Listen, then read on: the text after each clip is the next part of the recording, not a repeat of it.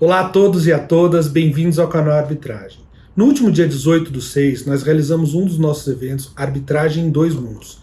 Esse é um projeto que conta com o patrocínio do Centro de Mediação e Arbitragem da Câmara Portuguesa, do Valde Advogados, do Panela Advogados, do Moraes Leitão Advogados, do Quatro e Casa e do Encontro Internacional de Arbitragem de Coimbra.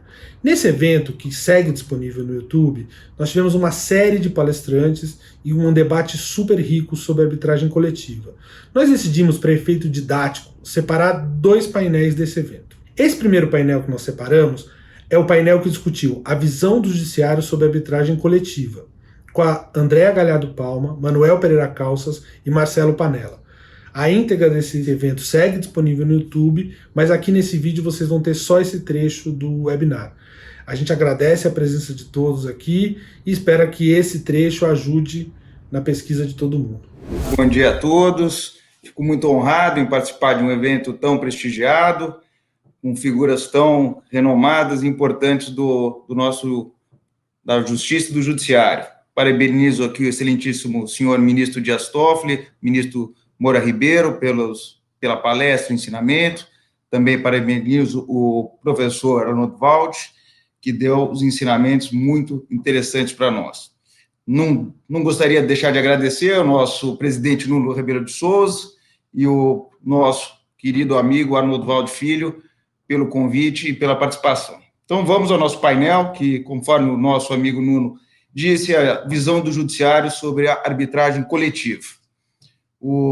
Já dispensa apresentações, a gente convidou o desembargador, ex-presidente do Tribunal de Justiça, Manuel Pereira Calças, doutora Andréa, juíza da Vara Empresarial, e para a gente não se prender no tempo, vou passar a palavra para a doutora Andréa, que possa dar a visão dela com relação a esse tema tão intrigante, tão novo, que a Câmara tomou a iniciativa de aprovar o primeiro regulamento com relação ao tema. Doutora Andréa, obrigado pela participação, fico muito contente, e a palavra é toda sua. Bom dia a todos, é uma alegria poder participar desse evento com tão ilustres palestrantes. Eu vou pretender ser bem breve, agradecer desde já, em nome da Câmara Portuguesa pelo convite e parabenizar os ministros Dias Toffoli e também Moura Ribeiro pelas excelentes explanações. Eu também sou um entusiasta da mediação na área empresarial. Nós aqui em São Paulo formamos um grupo bem coeso na aplicação da mediação empresarial. Não falo só por mim, mas pelos meus colegas que hoje represento. Mas também fico feliz, dei uma olhada no regulamento e fico feliz sobre alguns pontos colocados, como a publicidade necessária nesses casos, e especialmente nas questões, nas arbitragens societárias. Vi também algumas questões relacionadas à sentença, que eu vou pretender abordar rapidamente, de forma mais acadêmica possível, dar a visão do judiciário, Hoje mesmo estava lendo um artigo no Valor Econômico, de uma professora doutora, Betânia Tanuri, com a seguinte frase que eu acho que é bem adequada ao nosso evento, Se você não é parte da solução, é parte do problema.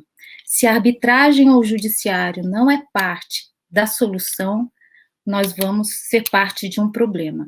Então, a ideia da utilização da arbitragem coletiva deve ser parte de uma solução eficiente com segurança jurídica.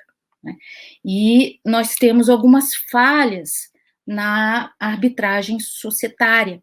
Nós só temos um dispositivo que permite a arbitragem com uma cláusula societária, de estatutária, mas nós não temos uma disciplina processual relativa aos efeitos dessa sentença, para quem, se é ultissíngulo ou se é erga omnes. Nós não temos uma disciplina da concentração desses procedimentos, assim como existe nos Estados Unidos, especificamente em relação à class action. É preciso dizer que nos Estados Unidos é vedado a arbitragem coletiva em sede de companhias abertas, listadas em bolsa, é uma proibição advinda da própria SEC americana, né, Security Exchange Commission, então é vedado, não deu certo, né, a experiência, enfim.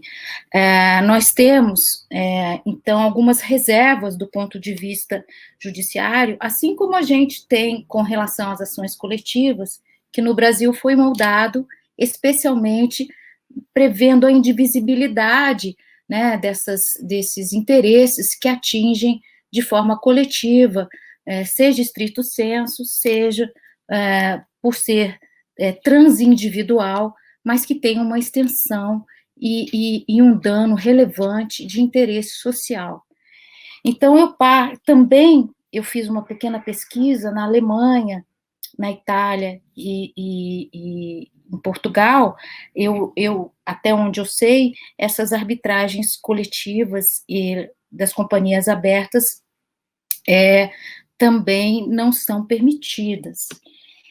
A nossa questão é de transplantar o regramento da ação civil pública simplesmente para as arbitragens societárias, eu vejo com muita preocupação, assim como o meu judiciário. E, então, eu li alguns doutrinadores a respeito, importantes aqui no Brasil, né, como o professor Flávio Archel, vi também um artigo interessante do professor alemão Peter Sestre, que todos eles falam da questão da eficiência e da segurança jurídica. Então, o ideal é que nós tivéssemos um regramento específico, assim como tem os regramentos específicos para as arbitragens em administração pública, que nós tivéssemos um regramento específico sobre a arbitrabilidade objetiva, né, quais são aquelas matérias que podem ser efetivamente objeto de arbitragem coletiva, né, desde discussões sobre a Assembleia Geral, desde discussões a respeito de tag-along, ou a responsabilidade do controlador por abuso de poder, né, ou ato ilícito, ou fraude, e a possibilidade desses acionistas formarem grupos representativos ou associações e ingressarem com essas demandas indenizatórias.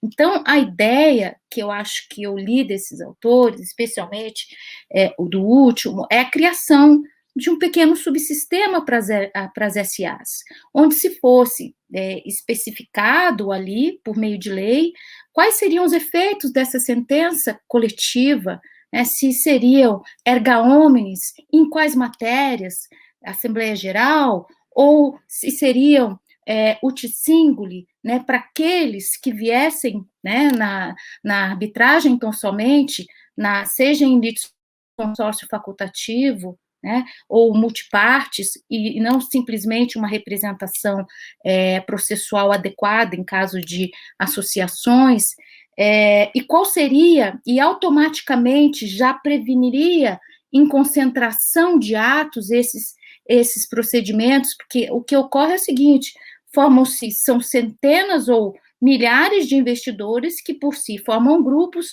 seja no país ou seja fora, que ingressam com arbitragens em diferentes câmaras, ou uma câmara específica, e se instala um tumulto, né?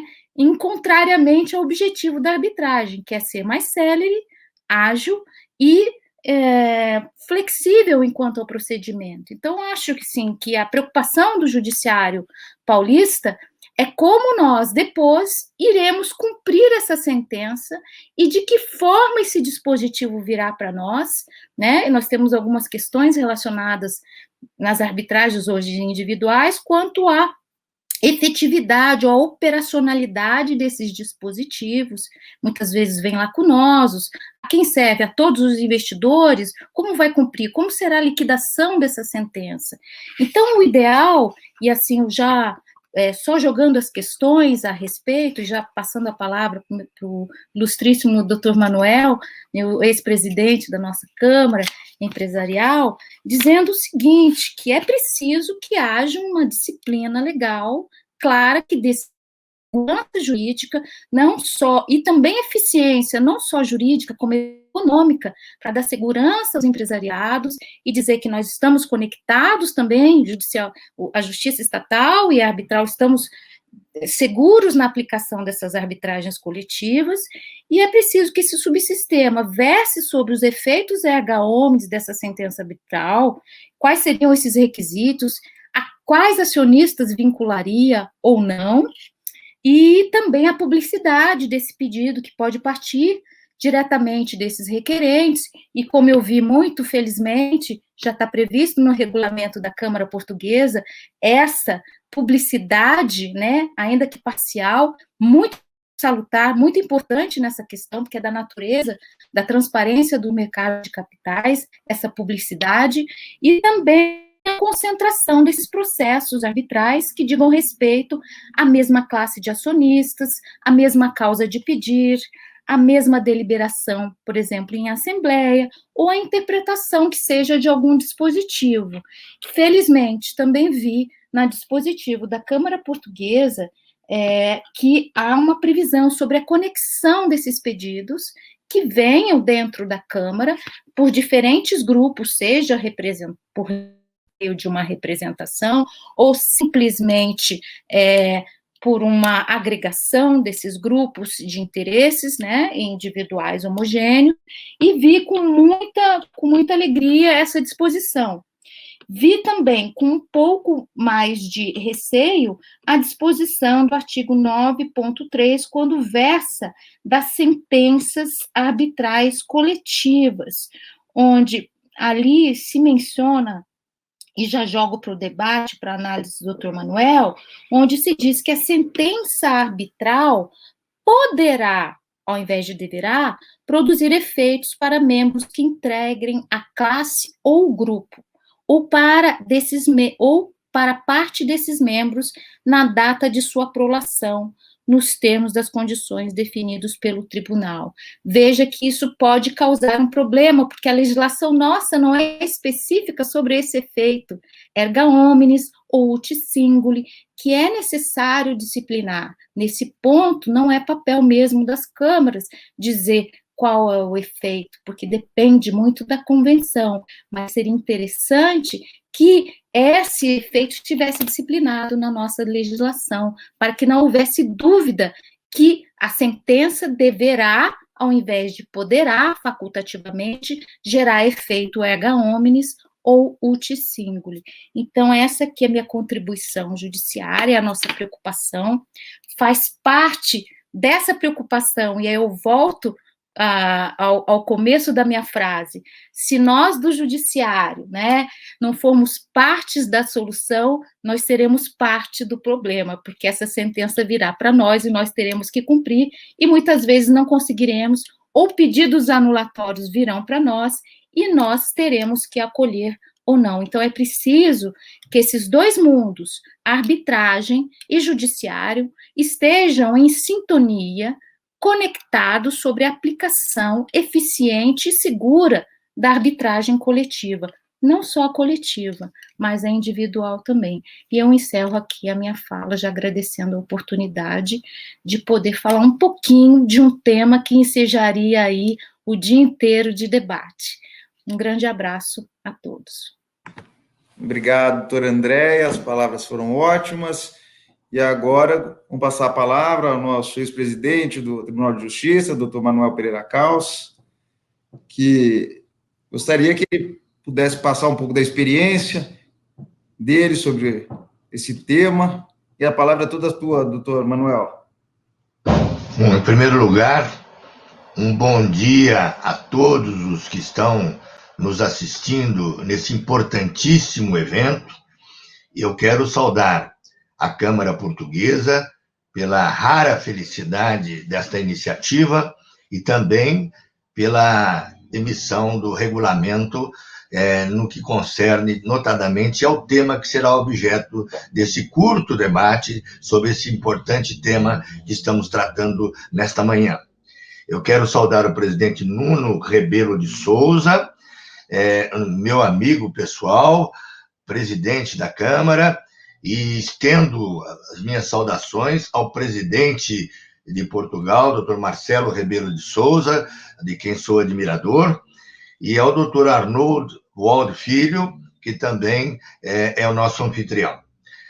Não posso deixar de saudar, com muita alegria, o ministro Dias Toffoli, que presidiu a Suprema Corte do nosso país, ao ministro Moura Ribeiro, também, ambos meus amigos pessoais, ao professor Arnold Wald, pela belíssima palestra, né, que, ao lado dos demais ministros, proferiu e nos brindou, ao doutor Henrique Ávila, também amigo pessoal, ao professor Carlos Alberto Carmona, meu colega na Faculdade de Direito da Universidade de São Paulo, professora Selma Lemes, professor Pedro Batista Martins, o doutor Ricardo Torre e, notadamente, a doutora Andréa Palma, que é minha colega, né, e que é responsável por uma das nossas câmaras empresariais da capital de São Paulo, né, e da RAGE, principalmente. Né.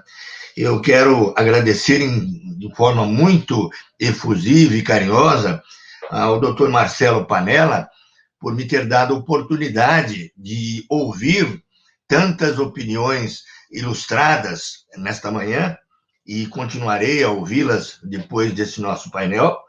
E na pessoa do Dr. Marcelo Panella, eu quero saudar todos os advogados brasileiros e portugueses que nos estejam assistindo, não é? E a todos os demais professores, magistrados e todos aqueles que estejam nesse evento. Não é? Como disse o professor Arnold Wald, citando o poeta alemão, pensar é fácil, difícil é agir, e muito mais difícil é agir conforme o nosso pensamento. Né? E eu compareço aqui dizendo que nós tivemos poucos casos, e eu particularmente nos quase 20 anos, 16 anos que tive na Câmara Empresarial, né? Desde a sua fundação em 9 de junho de 2005, portanto, há 16 anos atrás, juntamente com o ministro Benetti, Dr. Romeu Recupero, saudoso, e outros tantos magistrados, né, que abrilhantam a Corte Paulista, que não tive oportunidade de me manifestar em casos de grande envergadura envolvendo a arbitragem coletiva, e, notadamente, o artigo 109, parágrafo 3º da Lei das SAs, que desde a Lei 10.303/2001, minha dissertação de mestrado foi sobre os direitos essenciais dos acionistas na Pontifícia Universidade Católica, e analisei exatamente o artigo 109, né? E o artigo 109, na redação da Lei 10.303 de 2001, prevê expressamente que as divergências entre os acionistas, entre si, entre os acionistas, controladores e minoritários, poderão ser solucionadas por meio da arbitragem, não é? No termo previsto no próprio Estatuto Social. Não é? Então, neste momento, eu quero primeiramente dar o meu testemunho que em todas as vezes que eu julguei, eu tenho diversos acórdãos envolvendo arbitragem em geral, né? E tem um caso emblemático que envolveu o juízo universal da falência, né, e a cláusula compromissória, quando decidimos de forma unânime na Câmara, sob minha relatoria, de que prevalece a competência da Câmara Arbitral e não a visa atrativa do juiz universal. Foi o primeiro acórdão ocorrido em São Paulo, né, que tratou exatamente da não atratividade do juiz universal da massa falida, né, por força de cláusula compromissória pactuada anteriormente ao decreto de quebra. Então, desde aquela época, eu estou imbuído do entendimento que foi expresso pela doutora Andréa Galharma Palma, muito bem exposta, né, nas suas considerações iniciais, de que o Poder Judiciário realmente tem que estar na vanguarda do fortalecimento da arbitragem em nosso país, concretizando o entendimento já antigo da Suprema Corte Brasileira, que reconheceu a constitucionalidade da lei de arbitragem em nosso país. Então, compete ao Poder Judiciário, né, no seu papel de intérprete da lei, estar na vanguarda e abraçar a arbitragem, na medida que a arbitragem também é poder jurisdicional, no meu modo de ver, não é? E eu não a chamo de meio alternativo de solução de conflitos, muito pelo contrário. Não é? A arbitragem tem que ser prestigiada, tem que ser louvada e tem que ser aplicada, exatamente porque, como disse o conselheiro Henrique Ávila, não é? O volume de processos que nós temos, a litigiosidade de mais de 80 milhões de processos em tramitação nos tribunais brasileiros, implica na necessidade de que nós, juntos, de mãos dadas, a arbitragem propriamente dita e o Poder Judiciário oficial caminhem e encaminhem as soluções para as hipóteses em que a legislação, por qualquer motivo, ainda não esteja de acordo com as exigências socioeconômicas da nação. Né? Então, exatamente, e aí os meus aplausos à comissão, à Câmara Portuguesa, por ter sido a pioneira, né, em já regulamentar de forma muito lúcida, muito adequada, né, deixando, evidentemente, ao Poder Judiciário, na eventualidade de questionamentos no palco da justiça, a solução e a aplicação da legislação. O nosso painel tem por objeto tecer considerações sobre a visão do Poder Judiciário sobre a arbitragem coletiva. Vale dizer, sobre a admissibilidade da tutela arbitral coletiva no sistema jurídico brasileiro. Indiscutivelmente, não há, no direito positivo brasileiro, previsão expressa sobre arbitragem de natureza coletiva, tal qual ocorre em outras jurisdições, notadamente na jurisdição norte-americana. Nos Estados Unidos, nós temos o conhecidíssimo Instituto da Class Action Arbitration, procedimento que harmoniza a aplicabilidade das ações de classe norte-americanas, ações que admitem a legitimidade de apresentação aos tribunais daquele país, em que se postula a pressão jurisdicional em favor de centenas ou, quiçá, de milhares de partes, com o Instituto da Arbitragem, o que demonstra um crescente movimento de concepção de justiça coletiva. Caso emblemático, decidido pela Suprema Corte dos Estados Unidos, Stolt-Nielsen S.A.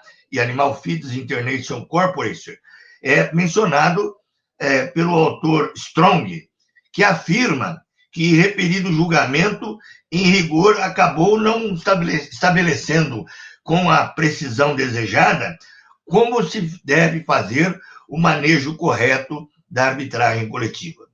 Enfatiza, porém, esse autor, esse jurista, que há 3 boas razões para que nós pensemos que a arbitragem coletiva se expandirá além das fronteiras americanas em um futuro bem próximo.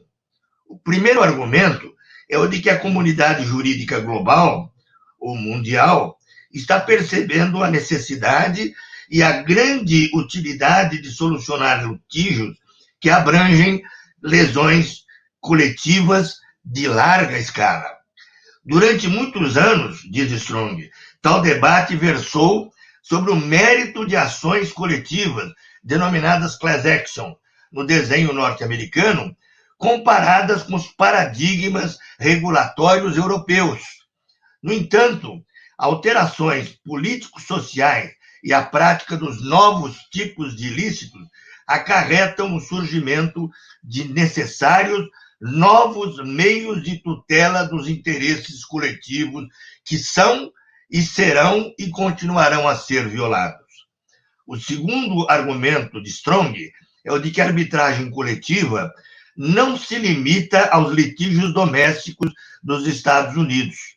destaca uma grande arbitragem coletiva internacional de investimentos que teria sido intentada, que foi intentada, melhor dizendo, por 195 mil partes italianas contra a Argentina, contra o Tesouro argentino, rememorando ainda uma outra arbitragem que foi iniciada no Tribunal Permanente de Arbitragem sobre o Tratado da Carta de Energia pelos acionistas da Yukos Oil Company, com valores de litígio da ordem de mais de 100 bilhões de dólares americanos. O terceiro argumento é de que os tribunais, doutrina, legislações, de diversas legislações, já travam discussão sobre o mérito de se permitir que, de alguma forma de arbitragem coletiva, se desenvolva dentro dos seus territórios, destacando-se tais ocorrências em Luxemburgo, na Colômbia e no Canadá.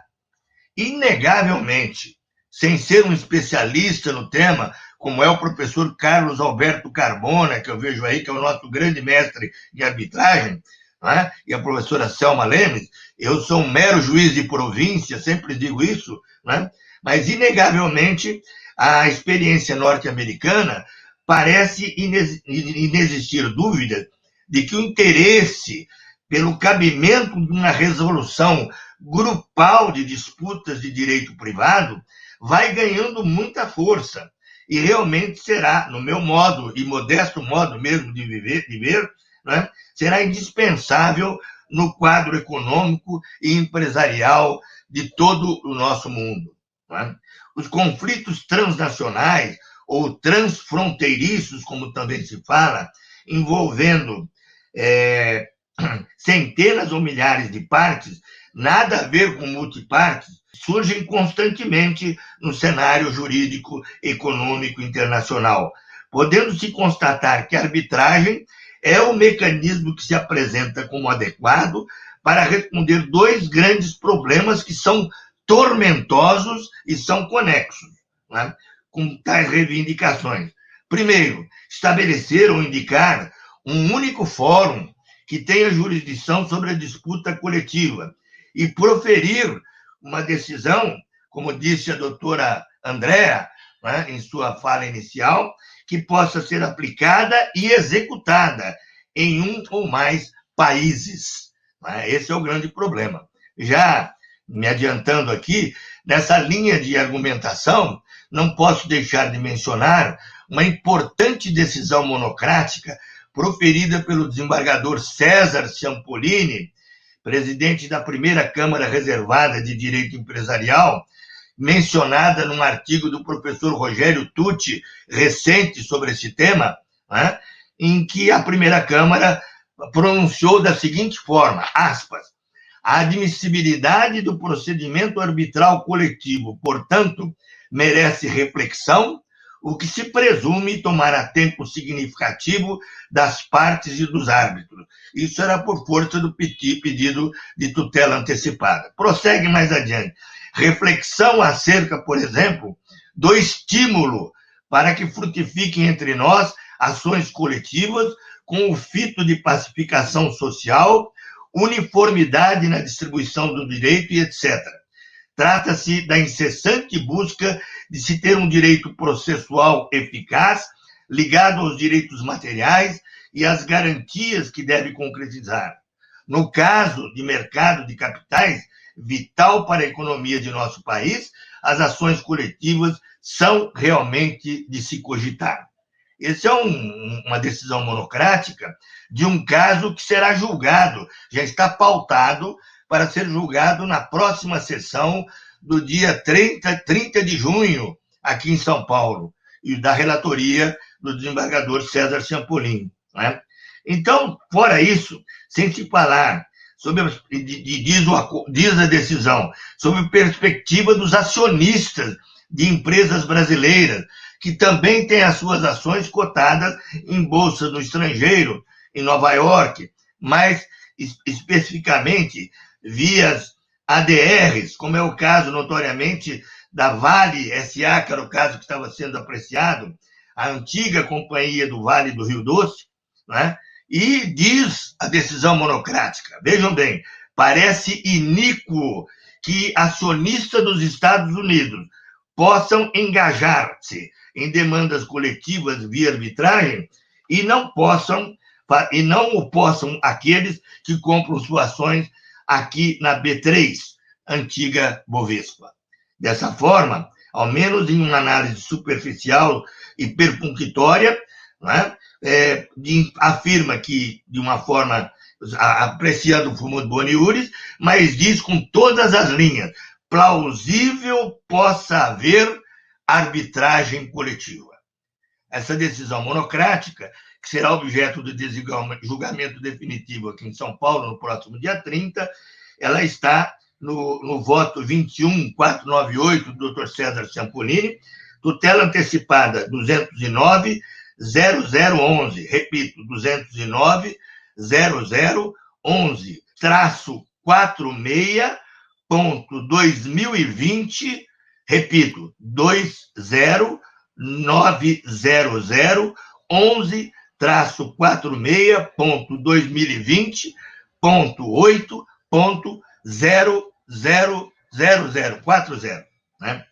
E sobre esse importante procedente, o professor Rogério Tucci, nosso colega, né, professor Carmona, no Largo de São Francisco, ele diz, delineada, pois, segura orientação que sufraga a tese de que nosso sistema jurídico se encontra aparelhado para admitir o processo arbitral coletivo como mecanismo apto para garantir o acesso à justiça a titulares de direitos individuais homogêneos submetidos à cláusula arbitral inserida em estatutos da Companhia Aberta. Eu lembro aqui, aqueles que eventualmente não tiveram acesso, todos aqui que estão no painel, obviamente, já estudaram e leram o importante artigo, um ensaio da autoria do nosso estimadíssimo ex-desembargador, professor das Arcadas, Kazuo Watanabe, e da professora Daniela Gabay,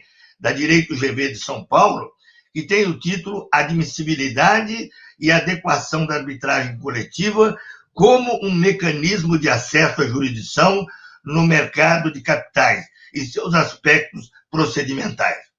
Eu lembro que o professor Tucci, no seu artigo, ele menciona, né, a doutrina do professor Carlos Alberto Carmona e do professor Cândido Dinamarco para sustentar a admissibilidade da tutela coletiva via arbitragem, né?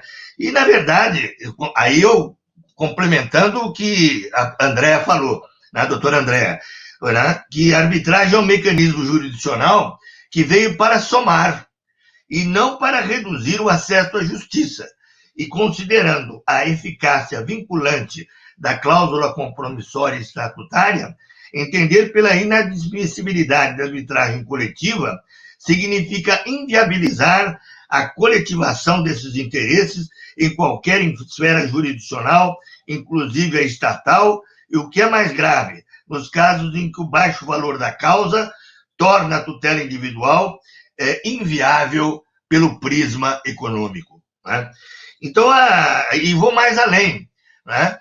O artigo sustenta, e a meu ver com razão, né, que a admissibilidade da arbitragem coletiva é uma questão de lege lata e não de lege ferenda, pois não depende de autorização legislativa expressa. Está íncito no artigo 1º da Lei de Arbitragem, que é possível usar todos os tipos adequados para dirimir litígios relativos a direitos patrimoniais disponíveis, o que não está restrito, no meu modo de ver, à demanda individual.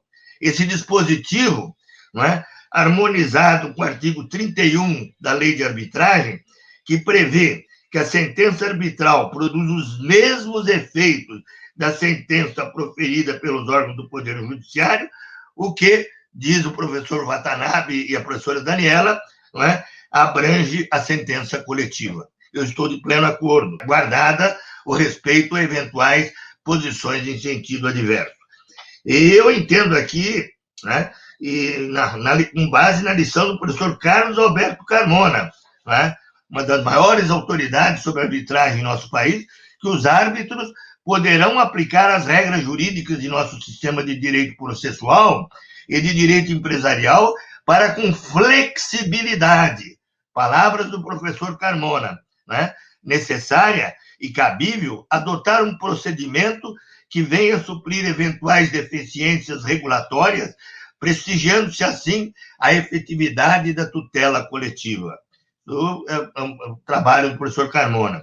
Eu faço coro, portanto, tanto ao professor Carmona quanto ao professor Rogério Tucci, né, no sentido de que é possível se harmonizar a tutela coletiva e arbitral positivada no direito brasileiro, com autorização da aplicação da figura da substituição processual de uma coletividade pelas entidades que ostentam a legitimidade extraordinária, invocando-se o artigo 5º, inciso 5º, da Lei 7.347/89, o artigo 3º da Lei 7.913 de 89 e o artigo 82, inciso 4º, do Código de Defesa do Consumidor, permitindo que as associações legalmente constituídas que cumprirem os demais requisitos possam propor ações, propor processos de arbitragem coletiva.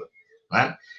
Eu lembro ainda o artigo 506 do CPC, alterado em sua redação na última reforma do Código de Processo Civil, que diz que a sentença faz coisa julgada às partes entre as quais é dada, não prejudicando terceiros. Né? Essa previsão, no nosso modo de ver, salvaguarda os interesses dos que se sentirem prejudicados e que não aderiram ou não pretenderem aderir, né, à arbitragem coletiva. Para encerrar, com a experiência de quem integrou o Poder Judiciário Nacional por quase 45 anos, diuturnos, eu afirmo que deve haver um diálogo amplo entre o judiciário e a arbitragem. Por isso, inclino-me a defender a possibilidade da aplicação da arbitragem coletiva no sistema positivo brasileiro, sempre sobre a égide dos direitos e garantias constitucionais, notadamente do devido processo legal, do contraditório, da ampla defesa, da publicidade, como no caso Enfoque, nos termos das regras do microsistema processual coletivo no campo da arbitragem, com, na lição de Carmona, a indispensável flexibilização, observando-se notadamente a autonomia privada. Eu digo e encerro, né, dizendo que eu tenho muita fé que o trabalho desta coletividade de professores que hoje se encontra reunida, mas dos juízes paulistas e dos juízes brasileiros e portugueses, nós conseguiríamos caminhar, não é, para fazer com que a arbitragem coletiva se torne uma realidade em nosso país, notadamente no campo societário, não é?